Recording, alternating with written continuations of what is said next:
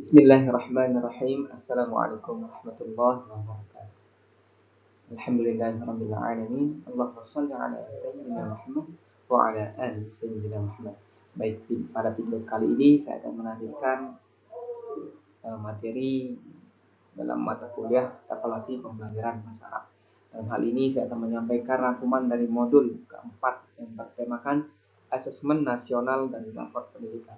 Lalu sebelumnya kita sudah membahas bagaimana seorang guru dalam mengevaluasi, dalam melakukan asesmen penilaian terhadap siswa, kemudian bagaimana seorang guru dalam menyusun indikator-indikator soal, menyusun butir-butir soal sehingga menjadi soal-soal yang dapat berpengaruh, dapat bernilai dan dapat bermanfaat untuk guru dalam melakukan penilaian terhadap siswanya.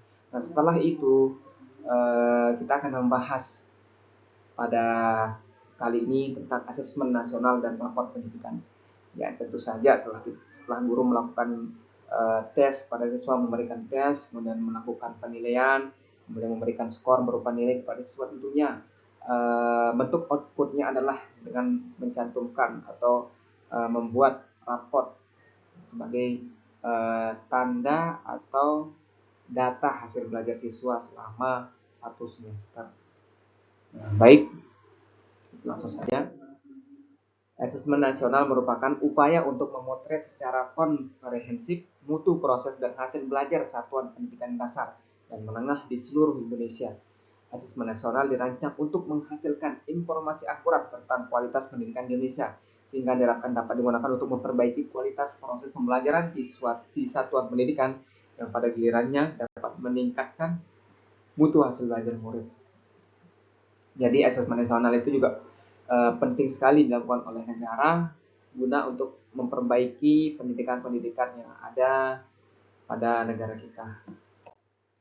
Kemudian asesmen kompetensi minimum atau AKM.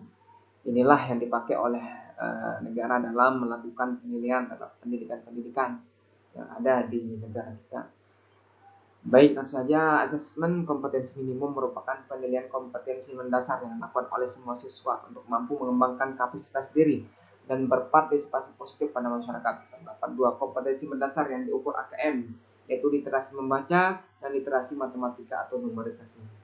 Literasi membaca didefinisikan sebagai kemampuan untuk memahami, menggunakan, mengevaluasi, merefleksikan berbagai jenis teks tertulis untuk mengembangkan kapasitas individu sebagai warga Indonesia dan warga dunia, serta mendapat berkontribusi secara produktif pada masyarakat.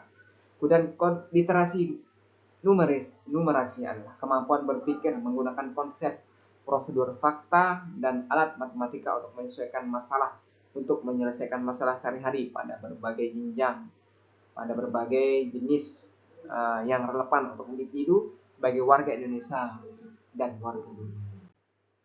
Kemudian tujuan AKM adalah dirancang untuk menghasilkan informasi yang memicu perbaikan kualitas belajar mengajar yang pada gilirannya dapat meningkatkan hasil belajar siswa. Pelaporan hasil AKM dirancang untuk memberikan informasi mengenai tingkat kompetensi siswa sehingga dapat dimanfaatkan guru berbagai mata pelajaran untuk menyusun strategi pembelajaran yang efektif dan berkualitas sesuai dengan tingkat capaian siswa. Kemudian laporan hasil AKM. Hasil AKM dilaporkan dalam 4 kelompok yang menggambarkan tingkat kompetensi yang berbeda. Urutan tingkat kompetensi dari yang paling kurang adalah perlu intervensi khusus, kemudian dasar, kemudian cakap, dan mahir. Kemudian pemanfaatan hasil AKM. Pertama adalah menguasai konten laporan. Dengan mengetahui hasil AKM, seorang guru dapat menguasai konten laporan, di mana hasil AKM dapat dimanfaatkan untuk menguasai konten sebagai implikasi pembelajaran lintas mata pelajaran. Pelaporan tingkat kompetensi dapat dimanfaatkan guru berbagai mata pelajaran untuk menyusun strategi pembelajarannya efektif dan berkualitas. Kemudian yang kedua adalah bisa menguasai literasi dan numerasi. Guru bisa memanfaatkan hasil AKM yang kemudian guru memberikan pengajaran yang sesuai dengan tingkat kemampuan siswa. Kemudian asesmen survei karakter.